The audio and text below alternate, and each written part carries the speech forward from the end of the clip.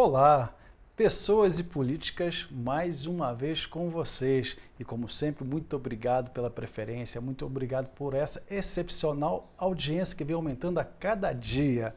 E hoje, pessoas e políticas, tem um prazer de trazer uma mulher no programa, mais uma mulher que vai dar sua contribuição, que vem hoje coordenando a nossa regional serrana. Olha que não é pouco não, são 22 municípios que ela controla, e é num tal do chamado IFAM. Né? Esse IFAM já incomodou muita gente, e ela vem aqui porque esse tal IFAM incomoda muita gente. E ela veio para tirar essa imagem. O IFAM está aqui para proteger nosso patrimônio histórico, está aqui para proteger a todos nós petropolitanos. Eu estou falando da minha amiga Érica Pereira Machado. Érica Pereira Machado, muito obrigado pela tua presença aqui no nosso programa. Obrigada a você. Ela é diretora do escritório do IFAM, Instituto do Patrimônio Histórico e Artístico Nacional, conforme eu falei, coordenando 22 municípios, e ela está aqui para bater um papo. Muito obrigado mais uma vez pela presença, Érica. Gostaria, inicialmente, que você colocasse para o nosso telespectador o que é o IFAM exatamente e qual o papel do IFAM aqui dentro da nossa Petrópolis. O IFAM é o Instituto Histórico, o Instituto do Patrimônio Histórico e Artístico Nacional, como o Gil já tinha apresentado, e o nosso papel é proteger, fazer a preservação do patrimônio tombado em âmbito federal na região serrana, sendo a nossa sede Petrópolis. Então, qual é o objetivo? É a preservação da cultura para as próximas gerações, para que haja a história permaneça construída diante de nós e para que nós tenhamos essa vivência do que foi o Brasil em várias épocas e deixar esse legado para as gerações futuras. Érica, quando nós falamos de tombamento, estamos falando aí da preservação da nossa história, conforme você falou. Quantos imóveis Petrópolis tem tombados e o IFAM hoje tem a responsabilidade de fazer essa fiscalização? Porque é uma fiscalização. Uma vez tombado o patrimônio, o IFAM tem esse cuidado de não só cadastrar, mas vistoriar frequentemente o estado desses imóveis. Quantos imóveis catalogados hoje tem o IFAM em Petrópolis? Então, assim, é difícil a gente colocar em peças, porque existem os bens tombados isolados, Perfeito. Que são, por exemplo, a Casa da Princesa Isabel, que é um tombamento isolado, o Palácio Imperial, que é a sede do Museu Imperial, que é um bem isolado, mas houve grandes tombamentos em conjunto na cidade. O que é isso? São ruas inteiras, praças, Avenida Ipiranga, Avenida Keller, o complexo Fabril de Cascatinha, que são 13 vilas operárias, a fábrica, a igreja e o coreto. Nesse caso do complexo de Cascatinha, ali tem uma empresa enorme, que é a antiga fábrica, né? Cascatinha. Está tombado, mas tombado a parte externa ou a parte interna também? Ali, como o tombamento é conjunto, certo. Quando o tombamento é conjunto, qual é a questão? É a questão urbano-paisagística, especificamente dos conjuntos de Petrópolis. Explica pra gente essa diferença. Então, quando o bem é tombado isolado, no caso do Museu Imperial, ele é completamente tombado. O acervo, tudo, por dentro e por fora. Quando o tombamento é conjunto, ele é urbano-paisagístico. O que quer dizer? Que a implantação, as vias, as calhas dos rios, que também são tombadas, o pano de fundo da reserva florestal também é. Então, você não pode mudar essa característica. Por dentro, você pode fazer adaptações, desde que essas adaptações não causem qualquer tipo de dano ou alteração desse aspecto. Portanto, qualquer alteração interna também tem que ter aprovação do IFAM. Tem que fazer um projeto e esse projeto ser apresentado ao IFAM. Justamente. Aí, essa regional nossa aqui tem exatamente esse papel, analisar esses projetos, que são apresentados para reformas, melhorias na parte interna ou externa, em alguns casos. Tudo que concerne a questão do tombamento. Por exemplo, qualquer intervenção nas calhas dos rios, qualquer intervenção em praça, qualquer intervenção, mesmo que seja uma intervenção interna numa casa. Vamos supor, eu tenho uma casa antiga que tem cômodos muito pequenos e eu quero abrir um salão no segundo andar.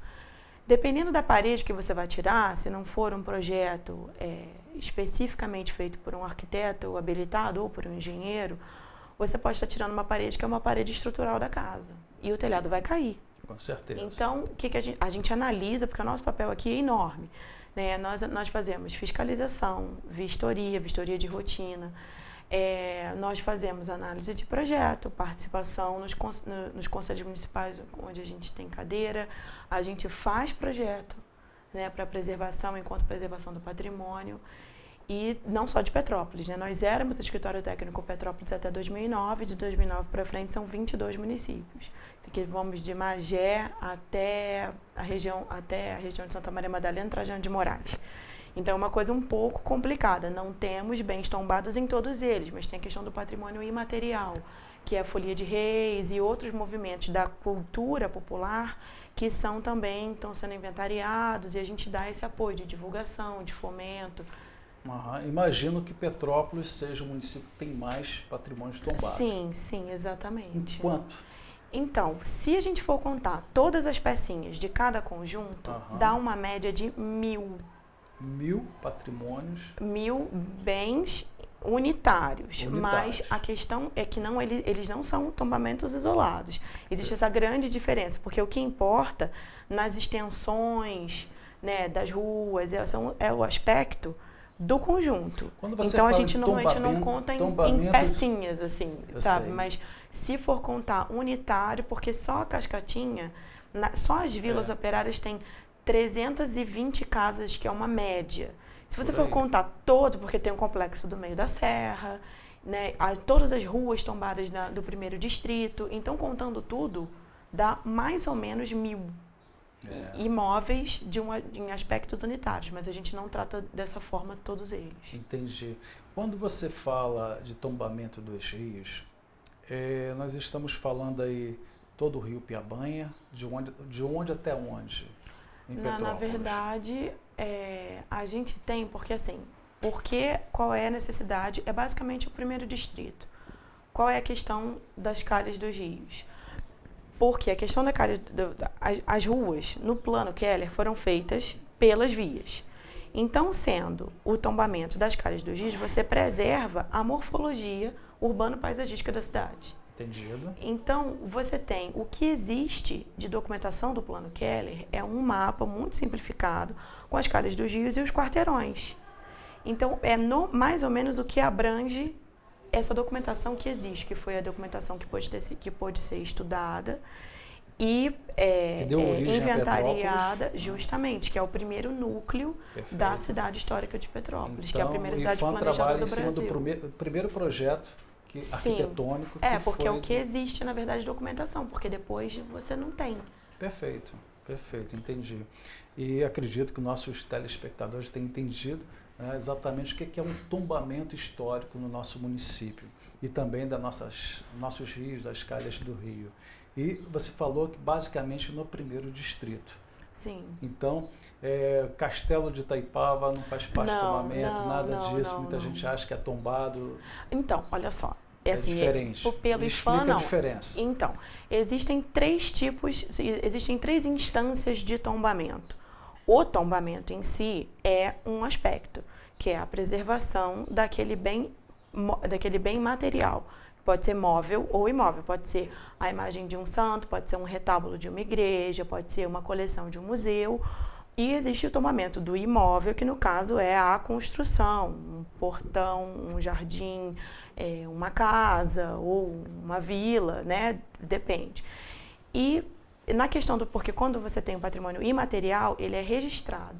Porque o registro ele tem uma outra característica, porque é a comunidade que produz aquela celebração, aquela festa, ou reconhece aquele lugar. Então, o registro você tem uma maneira diferente. A questão do tombamento, ela é um pouco mais restrita e muito mais forte em relação à preservação do bem material. Então, qual é a questão? Existem 3 instâncias dentro do tombamento: a federal, a estadual e a municipal. Então, é como se fosse uma divisão de responsabilidades dentro dessas 3 instâncias. Em Petrópolis, existem muito mais bens tombados pelo INEPAC, que é o Instituto Estadual de Patrimônio Cultural, do que pelo IPHAN, por incrível que pareça. É verdade. Então, depende do caso. Eu não posso Defina dizer. a INEPAC para o nosso telespectador. É Instituto Estadual do Patrimônio Cultural. Ele é subordinado, se eu não me engano, ele é subordinado à Secretaria de Cultura do Governo do Estado. Perfeito. Eu acho que no organograma está assim. Subordinado ao Ministério da Cultura. Ministério da Cultura, nós somos uma diretamente autarquia. Uma autarquia. Isso. Direto com o Ministério da Cultura. Justamente. Perfeito. Quantos funcionários tem o IPHAN hoje aqui dentro de Petrópolis? Atende todo esse contingente? Não. Infelizmente. São 1.000, você falou, para fiscalizar, são 1.000 imóveis. Não, enfim, é um acervo muito grande. Muito grande, mas assim, infelizmente, né, eu acho que o serviço público no Brasil, de forma geral, sofre muito com a falta de mão de obra. Por quê? Porque a gente sabe que os concursos públicos, até que houve uma onda de concursos públicos até um pouco mais abrangente do que, né, há pelo menos uma década atrás, vamos colocar assim. Entendi. Mas a gente ainda tem poucas pessoas, né, tanto aqui como no IPHAN do Brasil inteiro de uma forma geral. Né? Então, nós somos 2 fiscais nomeados em portaria para os 22 municípios. Muito então, pouco, assim, a gente é muito pouco. Coisa. É por isso que o nosso trabalho assim, é árduo pesado, pelo né? tema e árduo pela quantidade de gente mesmo. Érica, aproveitando que você está aqui, realmente nós, como vereador, assim como homem, como cidadão dentro de Petrópolis, temos vários amigos da área da construção civil. Uhum. Eles ficam em polvorosa quando depende da liberação do IPHAN, quando tem que fazer alguma obra dentro de um desses patrimônios tombado pelo IPHAN. Uhum. Deve ser exatamente por causa disso, pela falta de engenheiros e arquitetos que possam julgar rapidamente esse projeto. Qual o prazo médio de uma análise de um projeto dando entrada hoje? Então, na verdade, assim, existe um mito em relação ao IPHAN, né? Porque o IPHAN é a instituição do não. E isso não é verdade. Eu quero derrubar isso nesse programa aqui, entendeu, Érica? Então, isso não é verdade. Muita gente só gosta de criticar e não sabe o objetivo. Né? Então, não, a tua presença aqui, é que eu tenho um carinho, uma admiração muito grande pelo teu trabalho e eu tenho certeza da sua competência e essa falta de mão de obra qualificada para poder ser mais célere na análise dos projetos, eu tenho certeza absoluta que o IPHAN foi criada essa imagem, existe essa imagem. Para quebrar, é necessário ter conhecimento qual o real papel do IPHAN na nossa sociedade. Então. E você está aqui para esclarecer esse fato e para deixar mais à vontade que você é de carne e osso, que tem um departamento lá e está ali aguardando qualquer tipo de solicitação, não é verdade? Gostaria que você entrasse nesse âmbito. Porque o que acontece? Para a gente, a desmitificação começa quando a gente se dispõe, isso há muitos anos já, a fazer, nós temos atendimento ao público 2 vezes por semana, às segundas-feiras, de 2 às 4 da tarde, e às quartas-feiras, de 10 ao meio-dia. Esse horário de atendimento ao público... Local. Na sede do Escritório Técnico do IPHAN na região serrana, que é na Avenida Keller, número 255, no centro. A casa da guarda do Palácio Rio Negro. Então, você entra pelo Palácio Rio Negro, que a segurança indica onde é a casa que fica ao fundo. Além de a gente ter esse horário de consulta prévia, específico, para a gente conseguir conversar com as pessoas, tirar dúvidas, mas o protocolo de documentos ele é feito de segunda a sexta, de 9 da manhã às 5 da tarde, que qualquer pessoa pode ir lá protocolar um documento. O nosso prazo de resposta, a gente tende a responder em, no máximo, 15 dias. 15 dias? Sim, e mesmo tendo mas isso é prazo legal, inclusive. Mesmo tendo tão pouca gente, né, a gente consegue responder no prazo. A não ser que seja um assunto extremamente sério, que você precisa fazer uma consulta na Superintendência do Rio, ou dependendo do caso, isso vai em instâncias superiores, dentro do próprio IPHAN, claro que vai demorar mais tempo. Eu vou fazer uma pergunta daqui a pouco em relação a prazo, de um imóvel que está próximo à catedral, que estavam querendo construir um supermercado, por exemplo. Eu queria, para o telespectador entender, a função do IPHAN nesse contexto? Qual foi a interferência? Vamos deixar para daqui a pouco, porque eu vou continuar conversando com você, Érica. Temos muito para falar do IPHAN ainda, para o nosso telespectador ficar ciente da função dessa grande instituição na nossa Petrópolis. E vocês não saem daí. Voltamos já já. Você está assistindo ao programa Pessoas e Políticas com Gil Magno, todas as terças e quintas, às 14h30 e às 23h30. Acompanhe também pelo site www.gilmagno.com.br. Pessoas e Políticas de volta com vocês. E volto aqui fazendo um agradecimento agora até particular. Quero aqui agradecer a todos os meus amigos que ligaram, que já estiveram comigo, parabenizando pela mudança de partido. O novo partido, que é o Partido Social Democrático, PSD. Estou no PSD a partir de agora e uso esse espaço para te agradecer. Muito obrigado por todo esse carinho, muito obrigado por ter entendido tudo que aconteceu na área política e parabenizando por essa decisão que o nosso grupo considera uma decisão acertada. Eu tenho certeza absoluta que Petrópolis, com esse novo partido, que é um partido que acabou de nascer dentro do nosso Brasil, e aqui em Petrópolis tem uma sede. Agradecer aqui meu presidente, Ronaldo Medeiros, um abraço carinhoso para você, Ronaldo. Seja uma pessoa bem-sucedida na condução dos trabalhos desse novo partido, e um partido que já nasceu grande, né? Meu amigo Boninho, você iria me cobrar se eu não falasse em você. Você foi parceiro desde o início desse processo constrangedor que nós sofremos, né? Sofremos juntos, mas o final é feliz sim. Estamos nesse novo partido e vamos para frente. Gostaria também de agradecer e parabenizar, pelo convite, parabenizar o meu amigo Antoine, do Armazém do Grão, que acabou de inaugurar mais um mercado dentro do Valparaíso. Antônio, sucesso, você é um grande empreendedor, você merece. E vamos aqui retornar à nossa entrevista com a Érica do IPHAN, a nossa amiga Érica, que está prestando alguns esclarecimentos aqui para a nossa população. Érica, gostaria de saber a tua opinião sobre o estado de conservação desse patrimônio valiosíssimo tombado pelo IPHAN que tem na nossa Petrópolis. E gostaria também que você colocasse, porque eu vejo dificuldades por conta dos proprietários desses imóveis. Nem sempre tem disponibilidade financeira para recuperação. Existe algum tipo de incentivo à cultura e que o IPHAN apresenta para esses proprietários para poder recuperar seus imóveis? Então, o que acontece? Na verdade, nós temos algumas situações diferentes na cidade.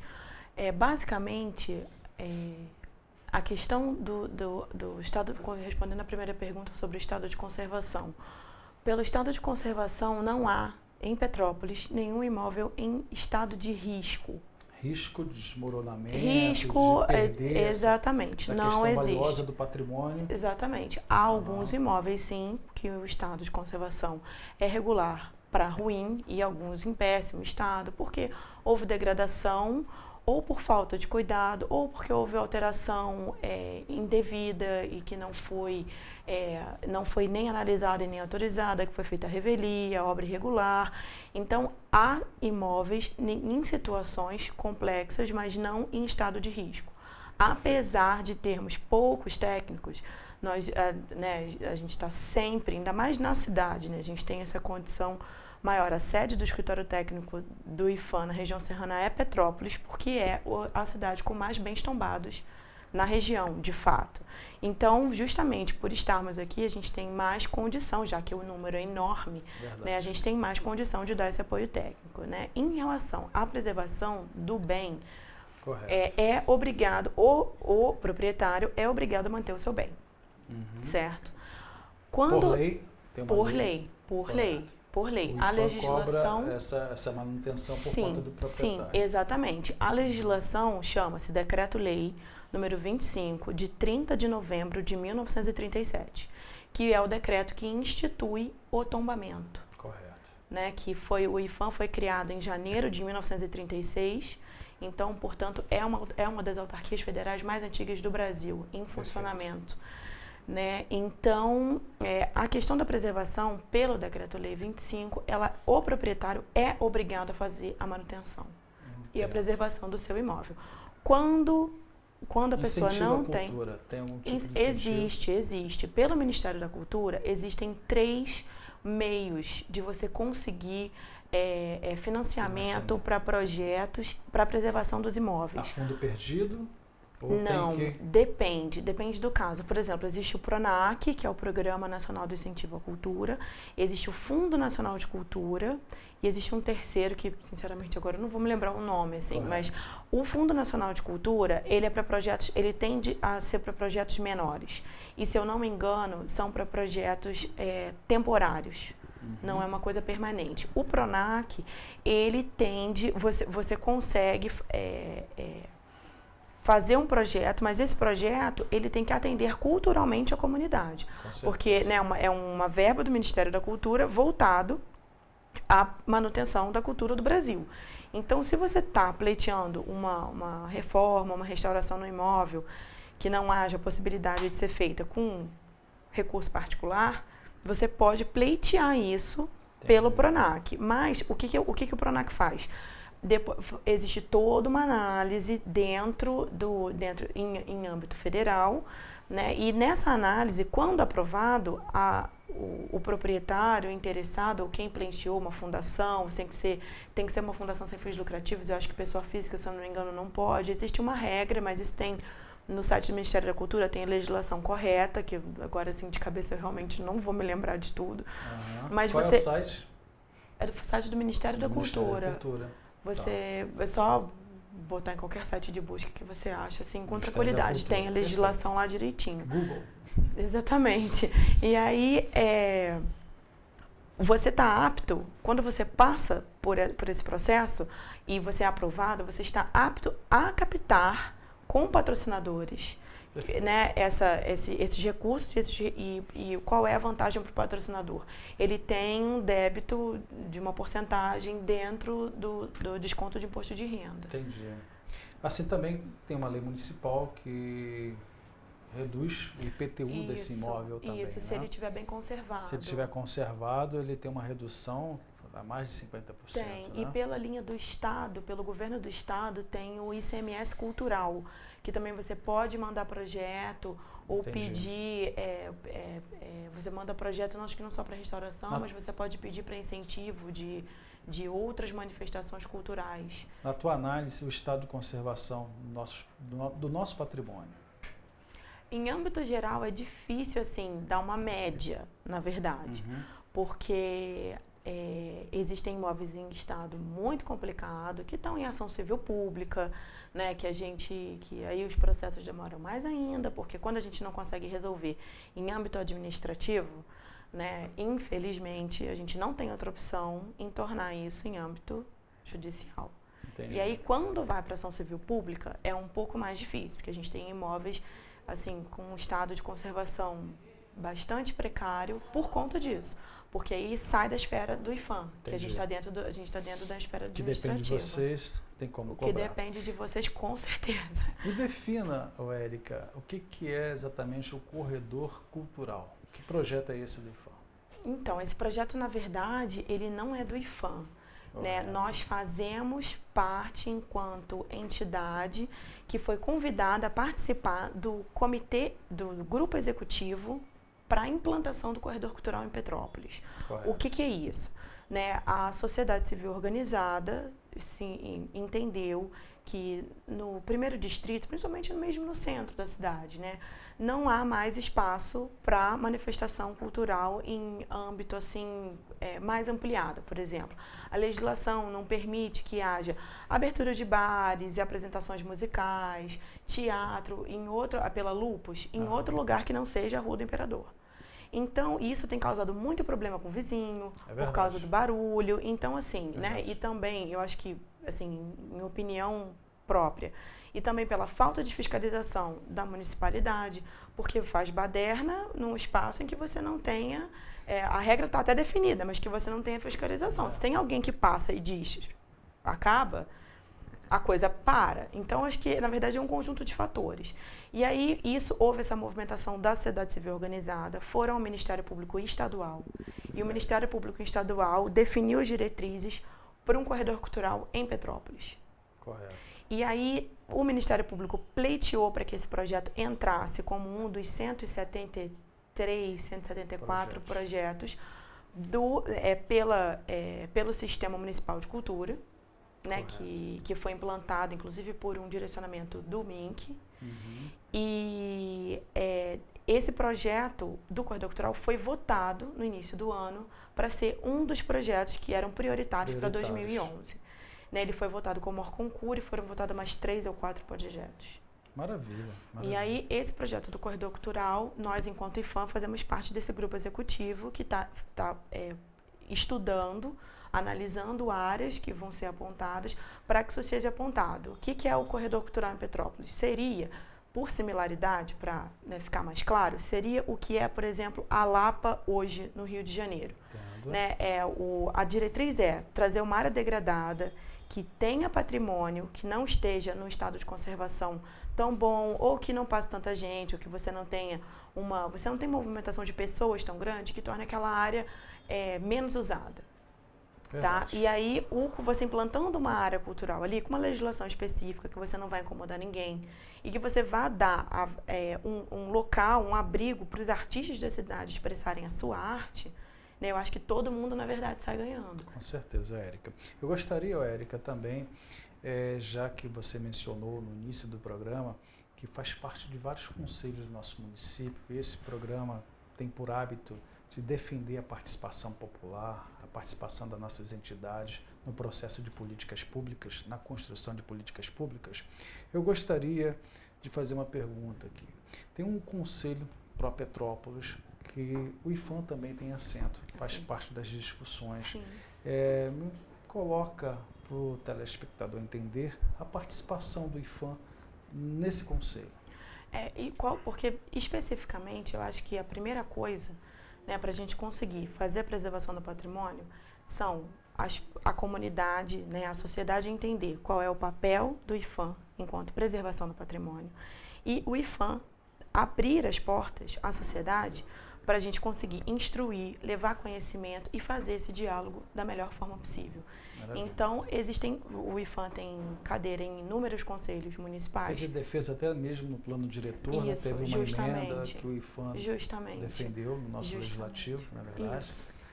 Porque o que acontece? A nossa presença na frente para Petrópolis é justamente porque, principalmente pela questão do plano diretor. Perfeito. Porque pelo Corredor Cultural houve uma reunião, especificamente com o prefeito Paulo Mostrange, onde convergiu a questão da necessidade do corredor cultural estar dentro do plano diretor. Porque você não consegue implantar nenhum grande equipamento, você não consegue fazer modificações para a cidade que elas não estejam num âmbito maior. Mesmo que você torne aquilo, mesmo que você mude a legislação de uma rua, aquilo você vai atingir diretamente o resto da cidade. É meio teoria do caos, né? A borboleta bate a asa aqui e vai ter um tsunami em algum lugar que vai ser muito mais próximo do que do outro lado do mundo. Então, você tem uma situação que a gente precisa converger.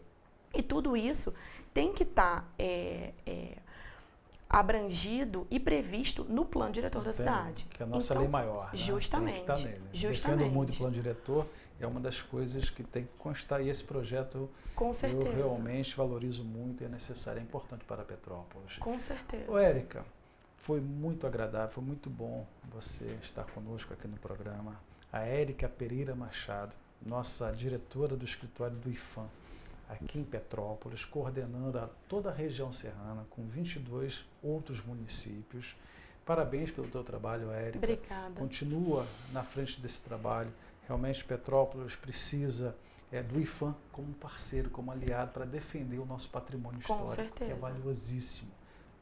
Nós herdamos e temos o dever e o compromisso de preservar. Obrigado aí por você está na frente desse importante compromisso que é preservar nosso patrimônio. Gostaria também, Érica, de deixar esse programa sempre à disposição para trazer qualquer esclarecimento para a nossa população. E a vocês que estão em casa, muito obrigado mais uma vez pela audiência e vamos terminar agora o nosso programa com aquela frase de sempre: mente quieta, espinha ereta e o coração tranquilo. E se fosse no programa de Jô Soares, teria um monte de gente do outro lado. Ah, acabou, mas acabou. Até breve, um abraço.